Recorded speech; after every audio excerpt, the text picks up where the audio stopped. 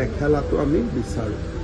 কিন্তু কোনোবা জেগাত আমাৰ 35জন জিলা সভাপতি আছে, কোনোবা জেগাত যদি জিলা সভাপতিজনৰ নাম আহে লগত আৰু বেলেগ তেনেকুৱা প্ৰভাৱী কেণ্ডিডেট নাথাকে, তেতিয়াহ'লে এক্সেপশ্যন হ'ব পাৰে। ৰুল হ'ল জিলা সভাপতি বা মণ্ডল সভাপতিয়ে ইলেকশ্যন নেখেলে, কিন্তু পাৰ্লিয়ামেণ্টাৰী বৰ্ডৰ সদায় এটা অধিকাৰ থাকে, কিবা যদি বেলেগ কৰিব খোজে বা সিদ্ধান্তৰ পৰা তেওঁলোকে সিদ্ধান্ত সলনি কৰাৰ কৰ্তৃত্ব তেওঁলোকৰ থাকে। ভূপেন বৰা আৰু সঞ্জু বৰুৱাই কালি যোগদান কৰিব। তাৰ পিছত নৰ্থ লখিমপুৰত এখন যোগদানৰ সভা হ'ব, য'ত ভূপেন বৰাৰ ৰাজনৈতিক সতীৰ্থসকলে যোগদান কৰিব। আৰু কালি যদি আৰু কোনোবা লগত দুই এজন আহে, দিলীপ শইকীয়া ডাঙৰীয়াই জানিব, মই যোগদানৰ বিষয়ে একেবাৰে মই খবৰ কৰা নাই যে লগত কোন আহিব কোন নাহিব। বিজেপি পেনেলত এই ৰাজ্যসভাৰ আসনৰ বাবে কিমান নাম উঠিছিল?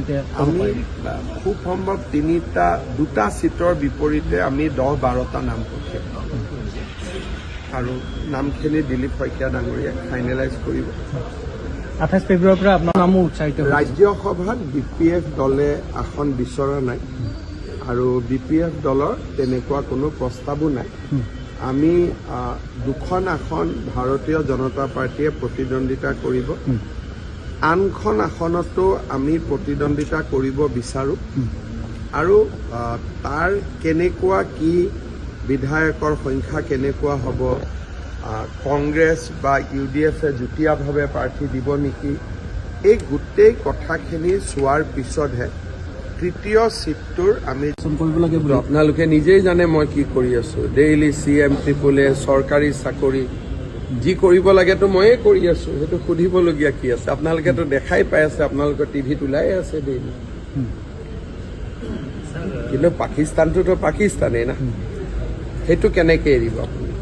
প্ৰিয়ংকা গান্ধী কোৱা হৈছিলে যে এপিছড 2ৰ কথাও CM ছাৰে কৈছে, তেখেতে তেতিয়া কৈছে যে পাকিস্তানৰ লিংকটোৰ বাহিৰে গৌৰৱ গগৈ হিমন্ত বিশ্ব শৰ্মা ডাঙৰীয়াক সুধিব লাগে যে উন্নয়নৰ বাবে কি কৰিছে। উন্নয়নৰ বাবে কি? ভাস্কৰ বৰ্মা সেইটো কালি গুৱাহাটী এয়াৰপৰ্ট, যোৰহাট ফ্লাইঅভাৰ, এতিয়াতো মানুহে কৈছে উন্নয়নেই নালাগে বুলি কংগ্ৰেছে কৈ আছে।